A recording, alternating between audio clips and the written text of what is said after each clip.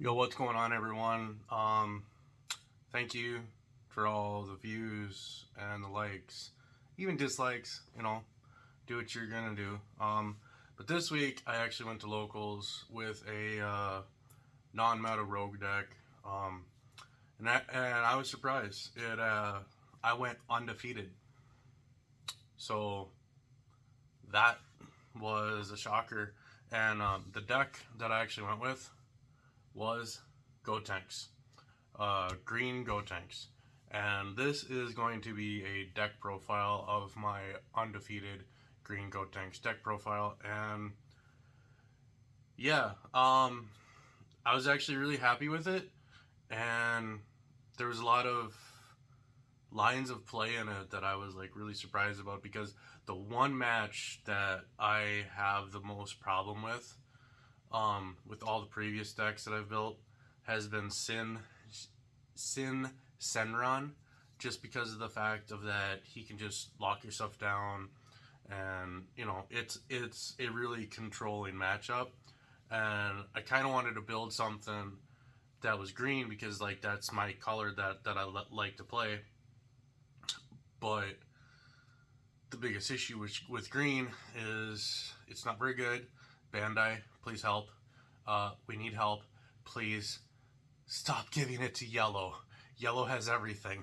There's a reason why yellow is usually on the ban list. I mean, right now, yellow isn't really doing what people thought it was doing, but, like last year, give it time.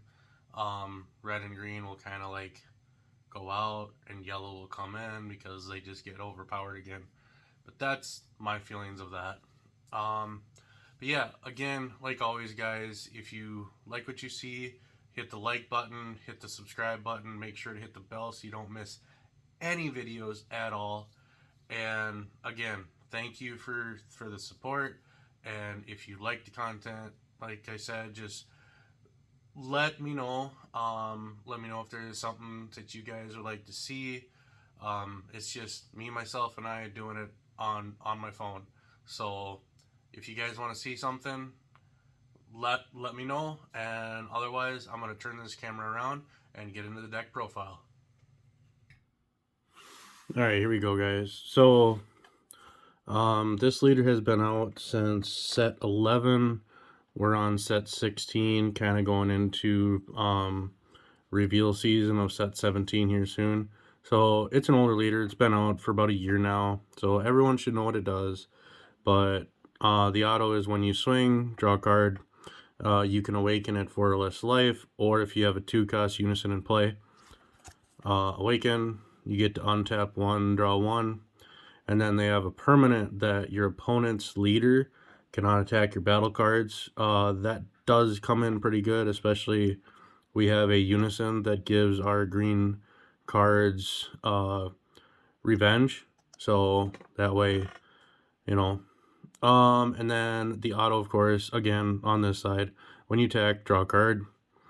And then the thing that a lot of people don't do is this pay 1, pay a green, and you can discard a card, and you can either remove a unison, you remove a marker from a unison, or you can make 2 green ghost tokens into play tapped.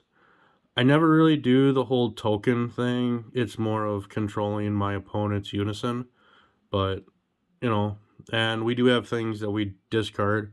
I will go into that. And the way I'm going to be doing this profile is kind of going with steps and turns, so just be a little patient.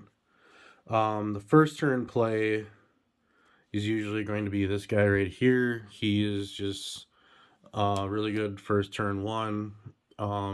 You play it out for 1, and when it comes into play, you can look for a 6 cost or less with a Union Fusion. So that's usually the turn 1 play. So it just gets your piece.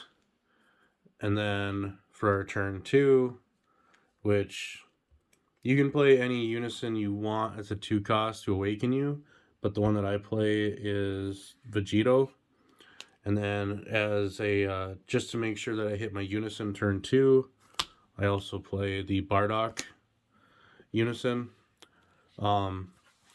This one is just great for the auto that you can just take something from their combo zone and just put it to their drop. This one, though, is the one that I want to get out more. So the way that you do your turn, you do your turn 1, bring that out, get your 6 cost. Then turn 2, you play this out, you awaken, you flip this, you untap 1, and then you draw your card. And then you can pay the 1 that you untapped for his ability. His ability says that you reveal your Union Fusion to your opponent, and then you can go into your deck for your fusion pieces.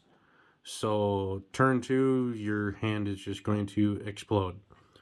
And then going into the Unison package, of course, if you're going to play green, you need to run the freezes. And also with running the freezes, you're going to be running the dormants. Just really good things that have been out since set 10. Just, it's pretty much a staple in green for the longest time. 4 of each, of course. Maxed out on that. And then when we go into our Union Fusion pieces, this is kind of a staple that I've seen in every build. You're going to run 4 of the Goten trunks. These are great because they count for both pieces. And then I also run 3 of the trunks. This just says that if you use it in a Union Fusion, you can look to the top 7 for a 2-cost Unison. And then, of course, our last fusion piece is the Sun Goten. This is great because you can actually pitch this off of your leader's ability. And then because you can pay 1 green and then just bring this back to your hand from the graveyard. So that's actually really good with that. And then we'll get into our gotenks package. Not much, but it's pretty much the normal from what I've seen. I run the 4 gotenks Reapers and 1 of the 5 costs. It's pretty much is just swarm these out, and then you can either pay 2 to evolve it onto here, or just pay 3, do your Union Fusion, and then draw 1. Yep. So it's pretty much a staple for what all the green Gotenks decks are doing from what I've seen. And then for super combos, everyone's a little bit different from what I've seen, but I like drawing cards, so just defending Father Paragus. And then when we do have our 2-cost Unison in play, we have free play, just 2 Son Gohan. And then it's a blocker, so then you can plus your Vegito Unison, which then will give this revenge. So, yep, just, 4K blocker revenge. This is a 55 card list. If you don't want to run these next cards, you can bring the card down to 52.